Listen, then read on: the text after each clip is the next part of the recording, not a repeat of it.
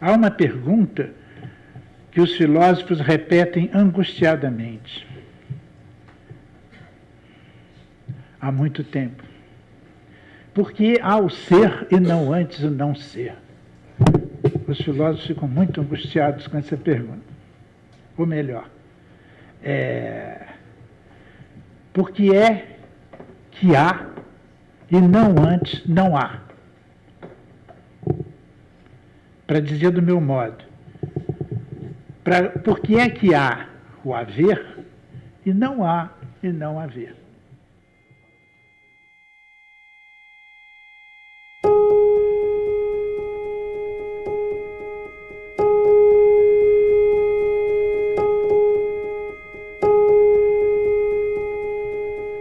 Eu considero esta pergunta, primeiro, por um lado, como uma pergunta cretina, na medida em que o inquiridor não reconhece que o não haver efetivamente, isto é, primariamente, não há. Como o nome está dizendo, o nome é não haver, logo não há. O nome há. Por outro lado, é uma pergunta fundamental. Justamente porque não é uma pergunta, mas uma denegação, como se diz em psicanálise. O cara está angustiado, se perguntando, porque já viu que não há. Se não tivesse visto, não ficava tão angustiado com esse não haver, que não se apresenta porque não há. Uma denegação por parte do inquiridor, denegando o conhecimento do desejo que ele tem de não haver. Isso é que é angustiante. Porque quando o cara pergunta, por que há o haver e não antes o não haver? Parece que ele está numa nostalgia de não haver. Ah, se houvesse o não haver, eu ia para lá. Seria muito mais sossegado, né? A paz absoluta. Tem aquele ditame grego, né, funai, ou seja, antes eu não tivesse nascido, antes eu não houvesse, e a paz seria eterna. Mentira, se não há, não tem nem paz, quanto mais o resto. Bom, eu me aproveito dessa situação, nossa, de não haver o não haver, e haver desejo de não haver, como a lei do que há.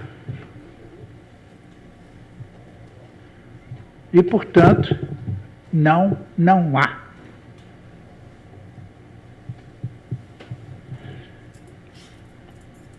Considerando todas essas questões que até vigoram em certas filosofias, sem se achar nenhuma significação definitiva para elas, considerando, como eu apontei da vez anterior, que a pulsão que há sempre é de morte, toda pulsão é mortal, e a pulsão de morte é a que há, as outras são carona.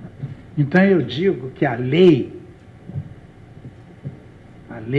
do haver,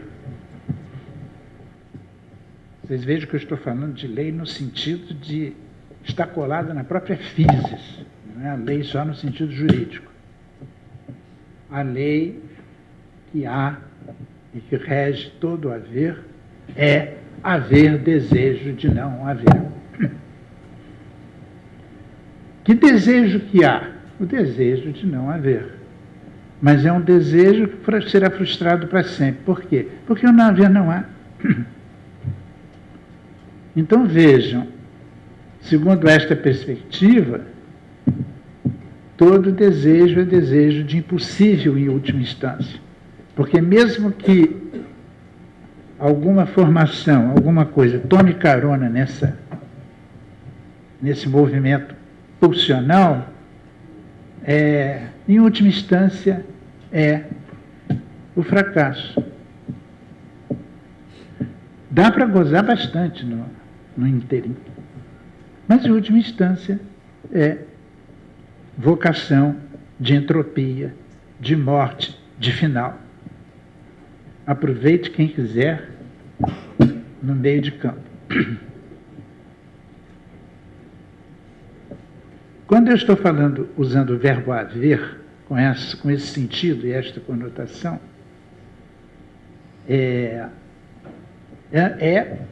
principalmente para fazer a diferença radical entre haver e ser.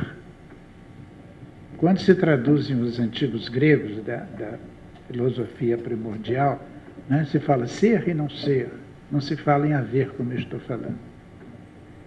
Eu estou falando em haver porque haver não tem rosto. Haver não tem rosto. É um choque que nós temos diante do estar aqui. Quando o haver começa a ter rosto, a gente começa a falar desse rosto, e aí chamamos de ser. Eu vou me aproveitar de uma obra do sempre genial Marcel Duchamp para didatizar a diferença entre ser e haver. Mas, Duchamp tem um trabalho que se chama Bruit secret, ruído secreto, que é de 1916. E ele subtitulou Ready-Made Assisté. Ele inventou o chamado Ready-Made. E ele disse Ready-Made Assisté porque ele pediu uma intervenção de outra pessoa. O que é esse trabalho de Duchamp?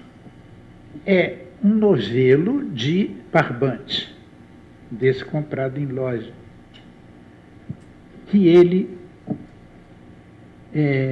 colocou fechado entre duas placas de latão preto, duas placas, uma em cima e outra embaixo, tapando aquele buraco, as duas bocas, digamos, do novelo. E fechou essas placas com 4 parafusos, né? Então o novelo está emparedado entre duas placas de metal e fechado com parafuso. Antes de fechar, ele chamou o amigo dele, que se chamava Arenberg, e pediu para ele colocar lá dentro daquele buraco uma coisa que não dissesse o que foi que ele colocou para o Duchamp, nem para ninguém, nunca mais. O amigo pegou lá alguma coisa e botou lá dentro e nunca mais disse para ninguém o que tinha posto lá. Por que ele chamou de ruído secreto? Porque é uma peça extremamente, a meu ver, ilustrativa da diferença entre ser e haver. Você pega a peça e balança, há algo. O que é? Está aí toda a diferença. Didática do Duchamp. Lá dentro há algo. Sim, mas o que é? Quando eu vou para o verbo ser, nada tenho a dizer a respeito desse impacto com esse barulhinho. É essa a diferença entre haver e ser. Nós temos um trocinho lá dentro que balança, faz barulho, dói. Mas a gente não sabe o que é. It's a sort of secret, and it makes a noise, so we call this a ready-made with a secret noise, and listen to it. I never know, I don't know, I will never know whether it's a diamond or a coin. Como a gente não sabe o que é, a gente faz desse haver a causa de um delírio infinito, que é toda a história da produção da humanidade, toda a nossa ficção. Desde a mitologia mais grosseira de uma tribo primitiva até a mais refinada teoria da física quântica. Nós começamos, de modo delirante, sempre é delirante, a inventar maneiras de ser para o que há.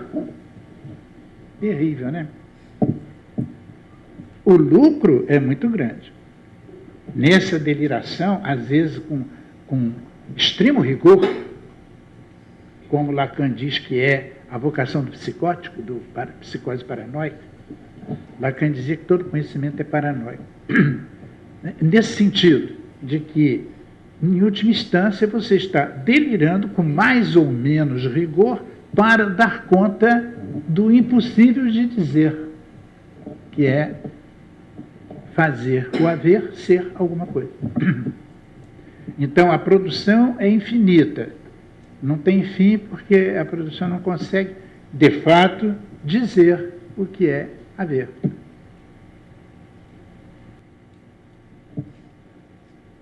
Muito bem.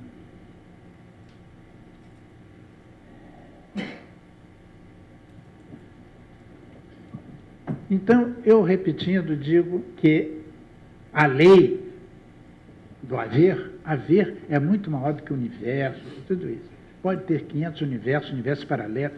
Haver é o que há. Não só é isso que há aqui dentro, me futucando, me fazendo fazer essa besteira que estou fazendo agora, como é a causa de toda a movimentação desta espécie. Então eu digo, a lei desse haver é, segundo a psicanálise, com até apoio em outros delírios específicos, como a física de século XIX e século XX, quando cria a ideia de entropia com a segunda lei da termodinâmica, né? A lei é haver desejo de não haver. Freud se enganou um pouco, porque como ele antes percebeu as coisas pulsionando no nível da carona que o corpo e outras coisas pegam nesse trem do não haver, ele pensou que existia um negócio chamado pulsão de vida. Tem uma pulsão de vida. Até que ele descobriu que a tal pulsão de morte. E quanto mais ele andava para frente, mais percebia que não tem outra, só tem essa, porque as pulsões que ele chamava de vida não eram outra coisa, senão caronas numa pulsão de morte, porque toda pulsão é mortal. Insista demais nas suas pulsões que você morre mais depressa.